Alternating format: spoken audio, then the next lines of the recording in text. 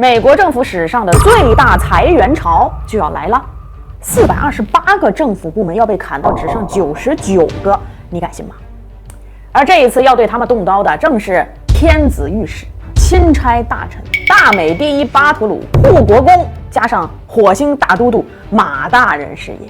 没错，就是特斯拉的老板马斯克。哎呀，自从这特朗普赢了选举啊，这大功臣马斯克的人生简历就不得了了。除了世界首富，他现在还多了个新头衔——政府效率部部长。部门缩写是 Doge， 和狗狗币的代称是一样的。你看啊，他还专门找了只柴犬来做部门 logo 啊，看起来是不是萌萌的？但是啊，现在美国的公务员们紧张的是直冒冷汗呐，因为这个部门现在主要的任务就是消除官僚主义，砍掉多余法规，减少浪费支出，重组联邦机构。直白点说，就4个字儿：降薪裁员。让我们来见识一下这马部长是如何组织工作的啊。在 X 上啊，他做出了最新指示。目前联邦机构共有428个左右，但是很多机构啊连名字都没听过啊，那么只要保留99个就够了。你看，政府部门啊一下子砍掉了70%。还有你像马斯克的副手裔裔企业家拉瓦斯瓦米，他跟马斯克是一条线上的呀，经常也在公开场合上表示，美国现在的联邦政府过于臃肿，太浪费啊，有些机构可以彻底删除掉，这里面包括了美国教育部、联邦调查局这些。你看看这架势啊，简直像大扫荡啊！这一幕看下来，感觉未来这美国的公务员们饭碗端不端的牢，全凭马大人说了算。话说回来啊，这马大人一上来就要下这么狠的手，是为了啥呢？因为他觉得啊，美国政府花钱花的太多了，再不管就要破产了。前几天他在 X 上放话啊，要搞个最愚蠢纳税支出排行榜，然后粉丝们纷纷开始列举那些荒唐的纳税用途。我也看了一些，确实是铺张浪费。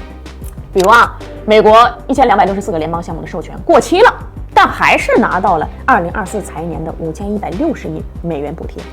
再比如，美国军方花了比市场贵80倍的价格买飞机上的肥皂分配器，花了3320万美元用来研究跨性别猴子，花了270万美元用来研究跑步机上走的俄罗斯猫。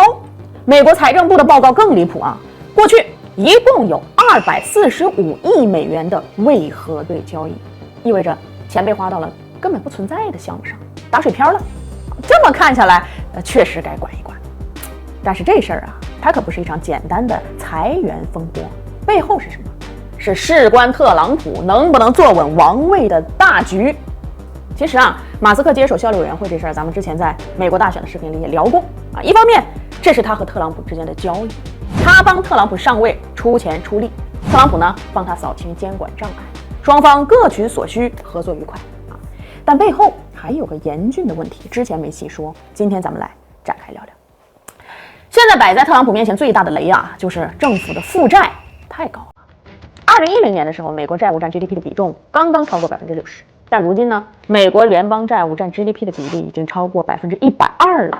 债务总额也从13.56万亿飙升到现在的35万亿，10几年时间债务翻了2.6倍，而且啊，看起来依然没有减缓的迹象，反而越来越严重。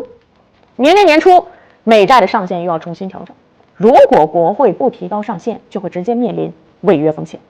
雪上加霜的是，特朗普的政策是对内减税啊，那这意味着政府的收入会进一步减少啊。那一方面开支越来越大，另一方面税收越来越少，这时候问题来了，你怎么用有限的收入撑起这个班子，有效的运行？巧妇难为无米之炊呀！没钱，你啥政策、啥计划都白搭。别急，接下来啊，你就能明白这特朗普之前说的很多话不是在放嘴炮啊，而是有深意的。这个金发老人的思路很清晰啊，首先他是让俄乌啊、中东啊停火，这就省下了很多军事援助。其次，不仅是不出钱啊，他还要找德日韩要保护费。毕竟大量的军事部署都是吞金兽，但是这些它只能缓解一部分，大头还是在内部花销啊。